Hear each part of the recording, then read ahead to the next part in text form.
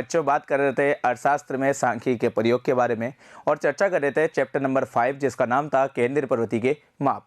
इसमें हम बात कर रहे थे सांख्यिकी माध्य के प्रयोग के बारे में और अब तक हमने डिस्कस करे 3 पार्ट जिसमें हमने बात करी समांतर माध्य के बारे में, मध्यका के बारे में और आज चर्चा करेंगे पार्ट नंबर 3 जिसमें हम डिस्कस करेंगे बहुलक के बारे में। सांख्यिकी माध्य में सर्वश्रेष्ठ जो माध्य होता है, सर्वश्रेष्ठ गणितीय माध्य जो होता है वो समांतर माध्य होता है जिसे x बार चिन्ह से दर्शाते हैं। वही स्थिति संबंधी माध्य में अगर हम बात करें तो मध्यका और बहुलक होता है और स्थिति संबंधी माध्य में भी अच्छा माध्य मध्यका होती है क्योंकि बहुलक एक अनिश्चित मान होता है, इसलिए बहुलक का प्रयोग बहुत कम किया जाता है। मध्यका को m चिन्ह से दर्शाते हैं और बहुलक को z चिन्ह से दर्शाते हैं। तो आज हम बात करेंगे बहुलक के बारे में। तो आइए स्टार्ट करें पार्ट नंबर 3 पर। सबसे पहले बात करें तो बच्चों बहुलक को अंग्रेजी में मोड कहते हैं और मोड शब्द की उत्पत्ति लामोड शब्द से हुई है। देखिए अंग्रेजी में इसको क्या कहते हैं, मोड कहते हैं। क्या कहते हैं बच्चों इसको, अंग्रेजी में इसको हम मोड कहते हैं और मोड शब्द की उत्पत्ति किससे हुई है, लामोड शब्द से हुई है। लामोड शब्द फ्रेंच भाषा का है। फ्रांस में फ्रेंच बोली जाती है, जैसे हिंदुस्तान में हिंदी बोली जाती है, फ्रांस में फ्रेंच बोली जाती है, इटली में इटालियन बोली जाती है, स्पेन में स्पेनिश बोली जाती है, वैसे ही फ्रांस में फ्रेंच बोली जाती है। तो फ्रेंच के कौन से शब्द से बना है, लामोड शब्द से। लामोड का अर्थ अगर हम निकालें तो इसका अर्थ होता है फैशन या रीति रिवाज या परंपरा। अब यहाँ पे फैशन रीति रिवाज परंपरा का मतलब समझिए। देखिए जिस चीज़ की आवृत्ति सबसे ज़्यादा बार होती है, जो चीज़ हमें सबसे ज़्यादा बार दिखाई देती है उसे तो हम क्या बोलते हैं, फैशन कहते हैं। आपने देखा होगा जब आप बाजार में जाते हैं या सोशल इवेंट में जाते हैं तो आप देखते हो बहुत से लोग एक तरह की चीज़ें पहनते हैं, एक तरह की चीज़ें यूज करते हैं, तो हम हमारी भाषा में उसे क्या बोल देते हैं, फैशन हो गई है। तो बिल्कुल, तो जिस चीज़ का प्रचलन सबसे ज़्यादा होता है उसे ही हम क्या कहते हैं, फैशन कहते हैं और वो एक तरह से प्रचलन सर्वाधिक बार प्रचलन में आ जाती है। अब यह बहुलक में सांख्यिकी को भी क्या कहता है, लामोड कहता है। क्यों कहते हैं, क्योंकि लामोड जिस प्रकार प्रचलन व्यक्त करता है उसी प्रकार बहुलक सांख्यिकी की श्रेणी में जिस मूल्य की आवृत्ति सर्वाधिक बार होती है उसको क्या कहते हैं, बहुलक कहते हैं। देखिए बहुलक का मतलब होता है कि श्रेणी में जो मूल्य सबसे ज्यादा बार देखा गया हो, श्रेणी में जिस मूल्य की सर्वाधिक बार प्रचलन में आया हो, श्रेणी में जो मूल्य सबसे ज्यादा बार जिसका जमाव के अंदर आओ, श्रेणी में जिस मूल्य का सबसे ज्यादा बार रिपीटेशन हुआ हो, श्रेणी में जिस मूल्य की सबसे ज्यादा बार आवृत्ति हुई हो उसे हम क्या कहेंगे, बहुलक कहेंगे। ठीक है बच्चों, समझ में आ गया। तो यहाँ पर अगर आपसे पूछा जा सकता है कि मोड शब्द की उत्पत्ति कौन से शब्द से हुई है, तो फ्रेंच भाषा के लामोड शब्द से हुई है जिसका मतलब होता है सर्वाधिक फैशन या रिवाज से। ठीक है, तो बहुलक का मतलब क्या हुआ, जिस मूल्य का श्रेणी में सबसे ज्यादा बार रिपीटेशन होता है, जिसकी पुनरावृत्ति सबसे ज्यादा बार होती है उसे हम क्या कहते हैं, बहुलक कहते हैं। चलिए एक एग्जांपल क्लियर करते हैं। माना कि एक कक्षा में 60 विद्यार्थी है। कितने बच्चों, 60 विद्यार्थी। अब उनका हम टेस्ट लेते हैं। मान लो टेस्ट हमने लिया 10 अंक का। तो यहाँ पर एक एग्जाम्पल है कि मान लो एक कक्षा में 60 विद्यार्थी है, 10 अंकों का हमने उसमें टेस्ट लिया, तो उसमें से 29 बच्चे से जिनके 10 में से 7 अंक आए। तो देखिए बहुलक का मतलब क्या हुआ, जिस मूल्य की आवृत्ति सबसे ज्यादा बार हो। तो कक्षा में 60 में से 29 ऐसे बच्चे थे, 29 ऐसे बच्चे थे जिनके 10 में से 7 अंक आए। तो यहाँ पे जो 7 अंक है, 7 जो प्राप्तांक है वो क्या कहलाएगा, बहुलक कहलाएगा, क्योंकि सबसे ज्यादा बच्चों के 7 अंक आए। हालांकि कुछ बच्चों के 7 से कम भी आए होंगे, कुछ बच्चों के 7 से अधिक भी आए होंगे, लेकिन 7 बच्चे कॉमन रूप से सबसे ज्यादा बार आए। 7 अंक 29 बच्चों के सबसे ज्यादा कॉमन बार आए, इसलिए उसे हम क्या कहेंगे, बहुलक कहेंगे। अब बच्चों आगे चलते हैं। दूसरे शब्दों में अगर हम कहें तो ये श्रेणी में सबसे ज्यादा बार अधिक बार आता है, जिसका जमाव केंद्र सबसे ज्यादा होता है, केंद्रीकरण ज्यादा होता है, उसे हम बहुलक कह सकते हैं। तो यहाँ पे सिंपल शब्दों में आपको समझना है कि बहुलक वह मूल्य होता है जिसकी पुनरावृत्ति श्रेणी में सर्वाधिक बार होती है, वह मूल्य क्या कहलाता है, बहुलक कहलाता है। इसे एक व्यष्टिक भी कहते हैं, कॉमन वैल्यू भी कहते हैं। और इसे कौन से चिन्ह से दर्शाते हैं बच्चों, जेड चिन्ह से दर्शाते हैं। और इसका जो प्रतिपादन किया वो प्रोफेसर जिजेग ने किया था। किसने किया था, प्रोफेसर जिजेग ने इसका प्रतिपादन किया था, इसलिए इसे जेड चिन्ह से दर्शाते हैं। अब बात करें बहुलक की गणना। तो देखिए अर्थशास्त्र, अगर हम बात करें अर्थशास्त्र में अगर सांख्यिकी के बारे में बात करें तो सांख्यिकी की गणना 3 श्रेणियों में की जाती है, व्यक्तिगत, खंडित और अखंडित श्रेणी में। सबसे पहले व्यक्तिगत श्रेणी में इसकी गणना करते हैं।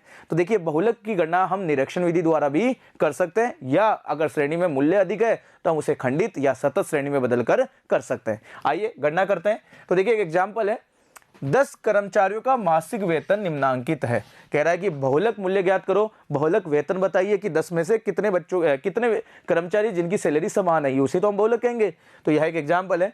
जैसे वेतन 440 आ रहा है, 800 आ रहा है, किसी का 540 है, किसी का 620 है, किसी का 500 है, किसी का 650 है, किसी का 700 है, किसी का 650 है, फिर किसी का 710 है, फिर किसी का 650 है।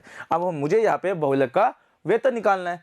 तो सबसे पहले हमें क्या करना है कि हम श्रेणी को आरोही क्रम में व्यवस्थित करेंगे। तो हमने आरोही क्रम में व्यवस्थित किया तो 440, 500, 540, 620, 650, 650, 650, 700, 710 और 800 हो गया। काउंट कर लीजिए, 1 2 3 4 5 6 7 8 9 10 हो गए टोटल 10 कर्मचारी। अब हम निरीक्षण करेंगे, क्योंकि निरीक्षण विधि द्वारा हमें क्या निकालनी है, बहुलक निकालना है। निरीक्षण करेंगे तो देखिए इसकी आवर्ती एक बार हो रही है, इसकी भी एक बार, इसकी भी एक बार, इसकी एक बार, जबकि इनकी आवर्ती 3 बार हो रही है, फिर एक बार एक बार एक बार। तो यहाँ पे इसका बहुलक का मान क्या होगा, 650 होगा। क्यों? क्योंकि 10 में से 3 ऐसे कर्मचारी है जिनका वेतन समान आ रहा है और कितना आ रहा है, 650 आ रहा है। तो यहाँ पे बहुलक वेतन जो कहलाएगा वो कितना कहलाएगा, 650 कहलाएगा।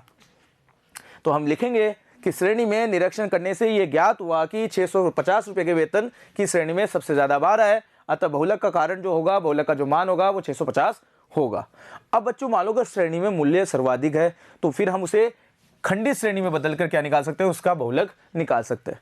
तो यह एक एग्जाम्पल है, जैसे 27, 33, 21, 32, 22, 43, 52, 47, 50, 40, 36, 32, 32, 22, 36, 27, 24, 32, 26, 25 ऐसे बहुत से मूल्य दे रखे हैं। अब इसका मुझे क्या निकालना है, बहुलक निकालना है। तो ऐसी दशा में हम उसे खंडित में बदलेंगे। कौन सा मेथड यूज करेंगे, सेकंड मेथड।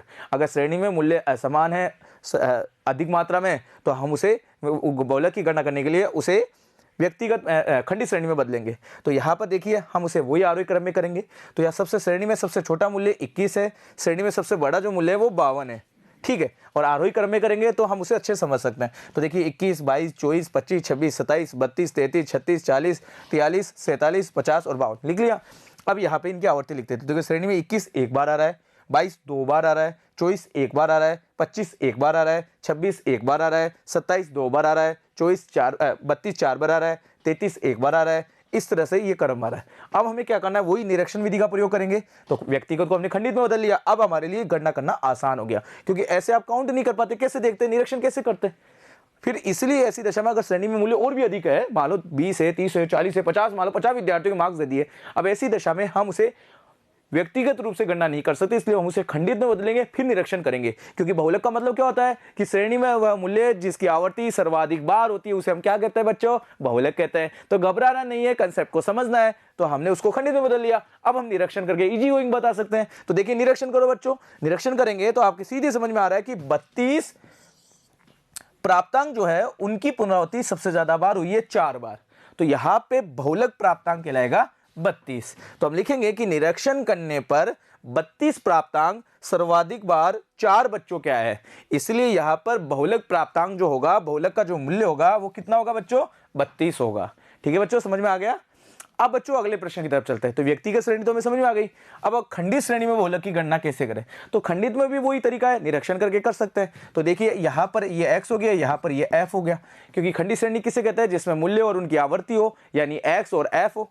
तो यहाँ पर एक एग्जाम्पल है 0 1 2 3 4 5 ये मार्क्स दे रखे हैं और स्टूडेंट दे रखे हैं। 0 3 बच्चों के आ रहे हैं, 1 नंबर 5 बच्चों के आ रहे हैं, 2 7 बच्चों के आ रहे हैं, 3 10 बच्चों के आ रहे हैं, 4 6 बच्चों के आ रहे हैं और 5 4 बच्चों के आ रहे हैं। तो इस तरह से मार्क्स हो गए और ये नंबर ऑफ स्टूडेंट्स हो गए। संख्या को हमेशा f से अभिव्यक्त करते हैं, इसलिए इसको f कहेंगे और इसको x बोल सकते हैं। अब यहाँ पे हम क्या करेंगे, वही निरीक्षण के द्वारा निकाल सकते हैं।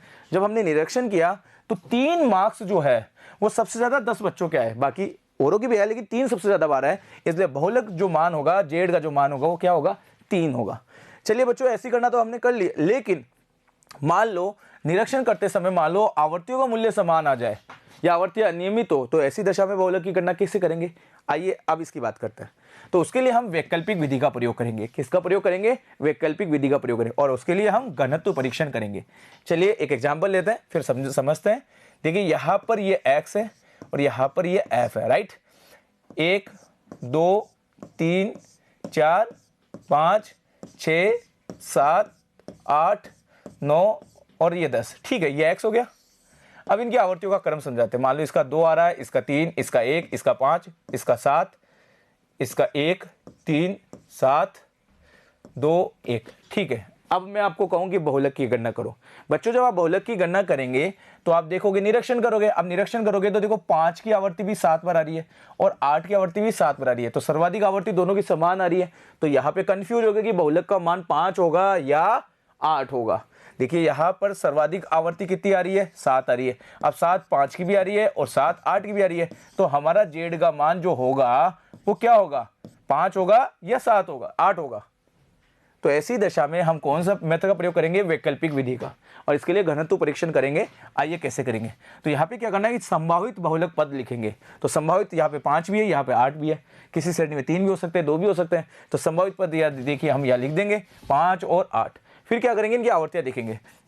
इस 5 से पहले वाली आवर्ती, 5 के सामने वाली आवर्ती और 5 के बाद वाली आवर्ती को लिखेंगे, जिसे हम F0, F1 और F2 से रिप्रेजेंट करते हैं। तो यहाँ पे देखिए पहले वाली, बाद वाली और इससे बाद वाली। आइए देखो मैं आपको समझाता हूं बच्चों। या पहले वाली आवर्ती को F0 बोल देंगे, इसको F1 बोल देंगे और इसको F2 बोल देंगे। इसी प्रकार 8 भी संभावित बहुलक मान है। तो इसके पहले वाली आवर्ती 3 है, F0, ये F1 और ये F2 हो जाएगी। और इस तरह से इन सभी आवर्तियों का योग कर लेंगे। योग में जो सबसे ज्यादा बार आएगा वही मूल्य क्या कहलाएगा, बहुलक कहलाएगा। तो इसका प्रयोग क्यों करते हैं, तो मैं आपको कारण बता दूं। जब प्रश्न में दी गई आवर्तियों की संख्या अनियमित हो, अनिश्चित हो या समान हो, तो ऐसी दशा में बहुलक की गणना करना कठिन हो जाता है, मुश्किल हो जाता है। इसलिए बहुलक की गणना करने के लिए हम समीकरण विधि का प्रयोग करेंगे, घनत्व परीक्षण करेंगे, जिसे हम सामान्य बोलचाल में वैकल्पिक विधि भी कहते हैं। अब यहाँ एक एग्जाम्पल लेते हैं। देखिए आपके सामने x और f दे रखा है, यानी कौन सी श्रेणी है, खंडित श्रेणी है। 0, 4, 1, 5, 2, 7, 3, 6, 4, 8, 5, 7, 6, 8 और 7, 5 दे रखा है। और हमें क्या कह रहा है, बहुलक निकालिए, यानी z कैलकुलेट करिए। तो हम इसे x f लिखेंगे। अब आप निरीक्षण करिए, निरीक्षण करेंगे तो देखो 0 की आवर्ती कितनी बार आ रही है, 4 बार, 1 की आवर्ती 5 बार, 2 की आवर्ती 7 बार, 3 की आवर्ती 6 बार, 4 की आवर्ती 8 बार, 5 की आवर्ती 7 बार और 6 की आवर्ती 8 बार, 7 की आवर्ती 5 बार। निरीक्षण करने में आपको पता चला कि 4 और 6 दो ऐसे मूल्य जिनकी आवर्ती सर्वाधिक बार 8 बार हो रही है। लेकिन बहुलक का मान क्या होगा, ये निश्चित नहीं हो रहा, क्योंकि हमने पढ़ा है कि श्रेणी में जिस मूल्य की आवर्ती सर्वाधिक बार होती है, उसी मूल्य को हम क्या कहेंगे, बहुलक कहेंगे। लेकिन यहाँ तो 4 और 6 दोनों ही कंफ्यूज हो रहे हैं, क्योंकि 4 की आवर्ती भी सर्वाधिक 8 आ रही है और 6 की आवर्ती भी सर्वाधिक 8 आ रही है। तो यहाँ पे बहुलक का मान 4 होगा या 6 होगा। तो ऐसी दशा में हम क्या करेंगे, समीकरण विधि का प्रयोग करेंगे या घनत्व परीक्षण करेंगे। आइए घनत्व परीक्षण करते हैं। तो यहाँ लिखेंगे संभावित बहुलक पद मूल्य 4 और मूल्य 6। अब यहाँ क्या करेंगे, इसके सामने वाली आवर्ती को तो बोलेंगे F0, इसके पहले वाली आवर्ती को, और इसके सामने वाली आवर्ती को F1 और इसके बाद वाली आवर्ती को F2 बोलेंगे। इसी तरह यहाँ पे 6 के लिए ये क्या हो जाएगी, 7 F1 F0 हो जाएगी और ये F1 हो जाएगी और ये F2 हो जाएगी। चलिए ऐसा हम यहाँ टेबल में लिखेंगे। तो 6, 8, 7 टोटल कितना हो गया 21, 7, 8, 5 टोटल कितना हो गया 20। अब योग देखिए तो योग किसका ज्यादा आ रहा है, 4 का आ रहा है, जबकि इसका कितना आ रहा है 20 आ रहा है। तो यहाँ पे बहुलक का मान क्या होगा, 4 होगा। जेड कितना होगा हमारा, 4 होगा। ठीक है बच्चों, समझ में आ गया। तो इस तरह के पैटर्न को हम बोलते हैं वैकल्पिक विधि द्वारा बहुलक परीक्षण करना, बहुलक का मान निकालना।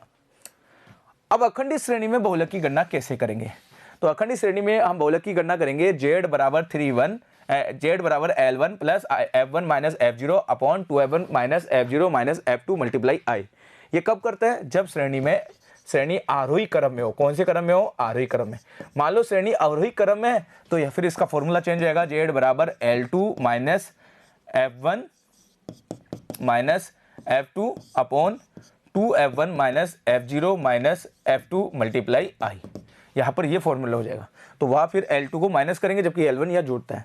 चलिए इसे एक्सप्लेन करते हैं। तो z बराबर तो होता है बहुलक का मूल्य, L1 का मतलब होता है बहुलक वर्ग की निम्न सीमा, L2 का मतलब होता है बहुलक वर्ग की उच्च सीमा, F0 का मतलब होता है बहुलक वर्ग के ठीक पहले वाली आवर्ती, F2 का मतलब होता है बहुलक वर्ग के सामने वाली बहुलक मूल्य के सामने वाली आवर्ती, और F2 का मतलब होता है बहुलक वर्ग के बाद वाली आवर्ती। इस तरह से लिखा। और I का मतलब यहाँ पे क्या होगा बच्चों, बहुलक वर्ग का विस्तार। आइए गणना करके देखते हैं। तो देखिए बहुलक वर्ग का निरीक्षण करते हुए आप बहुलक की गणना करेंगे। तो यहाँ देखिए 5 से 10, 10 से 15, 15 से 20, 20 से 25, 25 से 30 दे रखा है। नंबर ऑफ स्टूडेंट 20, 30, 50, 40 और 10 दे रखा है। अब हमें क्या कर रहा है, जेड की कैलकुलेट कर रही है, बहुलक की गणना करिए। ठीक है बच्चों। अब यहाँ पर बहुलक की गणना करने में हमारे को सबसे बड़ी समस्या क्या आएगी, क्योंकि सर्वाधिक आवर्ती 50 हो रही है, किसके 15 से 20 की। लेकिन यहाँ पे पता नहीं चल रहा ना कि बहुलक का मान क्या होगा। अरे भाई बहुलक का मान 15 होगा, 16 होगा, 17 होगा, 18 होगा या 19 होगा, ये तो हमें पता ही नहीं चल रहा है। तो यहाँ पर हम गणना करने के लिए क्या करेंगे, सबसे पहले निरीक्षण करेंगे। निरीक्षण करने से ज्ञात हुआ कि बहुलक वर्ग जो हो रहा है वो 15 से 20 है, क्योंकि 15 से 20 के वर्ग की आवर्ती कितनी बार आ रही है, 50 बार आ रही है। ठीक है। अब हमें क्या मिल गया, हमको मिल गया कि हमारा जो बहुलक वर्ग है, क्योंकि निरीक्षण करने से ज्ञात हुआ कि बहुलक वर्ग जो है वो 15 से 20 होगा, क्योंकि 15 से 20 वाले वर्ग की सबसे ज्यादा आवर्ती 50 आ रही है। ठीक है। अब यहाँ पर क्या करेंगे, यहाँ पर बहुलक वर्ग हमारा 15 20 हो गया, इसलिए हमारी L1 कितनी हो गई 15 हो गई, L2 कितनी हो गई 20 हो गई, क्योंकि L1 का मतलब क्या होता है निम्न सीमा और L2 का मतलब होता है उच्च सीमा। आई हमारा कितना हो गया 5 हो गया। ठीक है, अब इसके बाद हमें क्या चाहिए F1। तो ये देखो ये तो F0 हो गया, ये F1 हो गया, ये F2 हो गया, तो इसको हम F0 से दर्शाएंगे, इसको F1 से और इसको F2 से, और फिर फॉर्मूले में यूज करेंगे। तो यहाँ पर हमने ऐसे ही किया कि देखिए 15 से 20 हो गया, तो यहाँ 15 20 आई इंटरवल 5 हो गया, F0 30, F1 50 और F2 40। जेड हमें निकालना है, फॉर्मूला रखेंगे, फॉर्मूला रखेंगे तो क्या करेंगे जेड बराबर L1 plus F1 minus F0 upon 2F1 minus F0 minus F2 multiply i. तो यहाँ पे L1 का मान कितना दे रखा है 15 लिख देंगे, F1 हमारा कितना दे रखा है 50, F0 कितना दे रखा है हमारा 30, 2F1 यानी 50 मल्टीप्लाई 2, F0 हमारा 30 और F2 हमारे को कितना दे रखा है प्रश्न में 40 मल्टीप्लाई 5। तो देखिए इसको सोल्व करेंगे तो बच्चों क्या आएगा 15 प्लस 15 में से 50 में से 20 गया तो कितना बच गया बच्चों 50 में से 30 गया तो कितना बच गया 20 बच गया। ठीक है, और यहाँ पे 50 को 2 से मल्टीप्लाई करेंगे तो कितना जाएगा 100, और 30 और 40 70 को लैप्स करना है और मल्टीप्लाई किससे करना है आई से। आई हमारा कितना है 5। अब अगर हम यहाँ करेंगे तो 20 पंचो 100 हो जाएगा, और यहाँ पे कितना जाएगा 30 आ जाएगा, और यहाँ पे कितना जाएगा 15 जाएगा। 100 में 30 का भाग देंगे तो 100 में हम 30 का भाग देंगे तो 3.33 आएगा, प्लस 15 हमारा टोटल। तो इस तरह से हमारा योग आ जाएगा 18.33 हमारा क्या हो जाएगा बहुलक का मान हो जाएगा। आइए यही करना हमने यहाँ करी है। तो देखिए लेफ्ट किया तो 20 इसमें भाग दिया 30, 30 का 20 को मल्टीप्लाई 5 से किया तो 100 में 30 का भाग दिया तो 3.33 आ जाएगा, और इसको जोड़ देंगे तो ये लो 18.33 हमारा क्या आ गया जेड का मान आ गया। चलिए बच्चों अब बात करते हैं माध्यों के मध्य अंतर संबंध देखते हैं। समांतर माध्य है, समांतर माध्य मध्य का बहुलक, इनमें क्या पारस्परिक संबंध होता है। अगर पूर्णतः सममितीय श्रेणी है जिसमें मूल्य सबका मूल्य समान है तो वहां पर घंटीनुमा आकार बनेगा, और असममित श्रेणी है तो वहां पे घंटीनुमा आकार नहीं बनेगा, घटता और बढ़ता मिलेगा। तो इस प्रकार के वितरण में आवर्ती एक निश्चित तथा नियमित क्रम में से बढ़ती है, एक निश्चित बिंदु पर अधिकतम होने पर उसी क्रम में घटती है, इसी को हम सममितीय वितरण कहते हैं। और जब इसे हम ग्राफ में दर्शाएंगे तो एक घंटीनुमा आकार बनेगा। चलिए तो यदि सर्वोच्च बिंदु से अगर हम या सर्वोच्च बिंदु से वापस चले तो उसी क्रम में घटेगी और उसी क्रम में बढ़ेगी। तो यहाँ पर x बार z और m, x बार का मतलब होता है बच्चों समांतर माध्य, z का मतलब बहुलक, m का मतलब क्या होता है मध्य का। इन तीनों का मान क्या आएगा बराबर आएगा। तो इन तीनों का मान जब बराबर होता है तब वहां पर ग्राफ में जो बनता है वो वक्र जो बनेगा वो घंटीनुमा बनेगा। असीमित वितरण में बात करें तो श्रेणीय मूल्य में असमानता है, तो ऐसी दशा में उन तीनों का जो निकलने वाला मान है x बार z और m वो भी अलग अलग आएगा। इसे असममित वितरण कहते हैं। असममितीय वितरण में आवर्तियों के घटने और बढ़ने के क्रम में कोई समानता नहीं होती है, इसलिए वहां पर जो मान निकलेगा वो भी गलत निकलेगा और घंटीनुमा आकार नहीं बनेगा। तो वहां पे मान लो z से ज्यादा m है, m से ज्यादा x बार है, या x बार से ज्यादा m है, m से बराबर z है, इस तरह का जो वितरण होता है तो वहां पे असममित वितरण कहते हैं। तो ऐसी दशा में वहां पे बहुलक का मान अलग अलग आएगा। चलिए गणना करते हैं। तो देखिए बहुलक की गणना ऐसी दशा में वहां पे कैसे करेंगे, तो इसका सूत्र होता है सिंपल z बराबर 3m माइनस 2x बार। इस तरह से हम कर सकते हैं। इसी सूत्र से आप चाहो तो x बार बना सकते हो, m बना सकते हो, और तरह की गणना कर सकते हो। आइए गणना करते हैं। मान लो आपको दे रखा है m दे रखा है, m मतलब मध्य का कितनी दे रखी है 13, z दे रखी है 14, और कह रहा है कि आप क्या निकालो x बार निकालो, यानी समांतर माध्य निकालो। तो फॉर्मूला बन जाएगा z बराबर 3m माइनस 2x बार, ये हमारा फॉर्मूला दे रखा है। इसी फॉर्मूले को आप याद कर लीजिए। देखिए z बराबर 3m माइनस 2x बार, ये हमारा क्या है मेन फॉर्मूला है। इसी फॉर्मूले से बाकी फॉर्मूले बन सकते हैं। मान लो अगर प्रश्न में m नहीं दे रखा है और z और x बार दे रखा है तो भी हम निकाल सकते हैं। मान लो x बार नहीं दे रखा है, m और z दे रखा है तो भी हम निकाल सकते हैं। तो यहाँ पर देखिए m का मान दे रखा है 13, z का मान दे रखा है 14, और कह रहा है कि x बार निकालो यानी समांतर माध्य निकालो। तो हम लिखेंगे z बराबर 14, m बराबर 13, 13 को 3 से मल्टीप्लाई करेंगे, फॉर्मूले का है 2 बराबर x बार हो गया, तो 13 39, 2x बार या 14 हो गया। अब हमें निकालना क्या है, हमें तो x बार निकालना है। तो 2x बार इधर आ जाएगा क्योंकि इधर माइनस है, तो पक्षांतरण के बाद क्या हो जाएगा बराबर के बाद ये प्लस का हो जाएगा। 39 तो है ही, और ये 14 बराबर के बाद उधर जाके पक्षांतर होगा तो माइनस हो जाएगा। 39 में से सिर्फ 14 गए तो 25 आ जाएंगे। 2x हमें तो x बार का मान निकालना है, तो 2 का भाग देंगे तो 25 में 2 का भाग दिया तो क्या आंसर आ गया 12.5। तो इस तरह से बच्चों हम निकाल सकते हैं। अगर हमें 3 सांख्यिक माध्यम में से 2 दे रखा है और 1 नहीं दे रखा है तो हम उसकी गणना कर सकते हैं। इसलिए आपको ये फॉर्मूला याद कर लेना चाहिए। अब दूसरा है x बार बराबर 15 है, m बराबर 14 है, और कह रहा है कि भैया z ज्ञात करिए। तो वही z बराबर 3m माइनस 2x बार, z बराबर 3, m का मान कितना दे रखा है 14, तो 3 मल्टीप्लाई 14 और एक्स बार का मान कितना दे रखा है 15, तो 2 मल्टीप्लाई 15, तो 15 दूनी 30 और 4 42, 42 में से 30 गया तो क्या बच गया 12, तो जेड का मान कितना आ गया 12 आ गया। तो इस तरह के प्रश्नों से हम ऐसे प्रश्न को गणना कर सकते हैं। तो इसी के साथ केंद्रीय प्रवृत्ति का माप वाला चैप्टर कंप्लीट हुआ, जिसमें हमने समांतर माध्य, बहुलक और मध्यिका के बारे में पढ़ा, जिसमें हमने जाना कि गणितीय माध्यम में सर्वश्रेष्ठ जो माध्य होता है वो समांतर माध्य होता है, जबकि स्थिति संबंधी माध्यम में सर्वश्रेष्ठ माध्य मध्यिका होता है जिसके मान अच्छे होते हैं। बहुलक एक अनिश्चित मान होता है, इसलिए सांख्यिकी में उसका प्रयोग सबसे कम किया जाता है। इसी साथ चैप्टर कंप्लीट हुआ। धन्यवाद।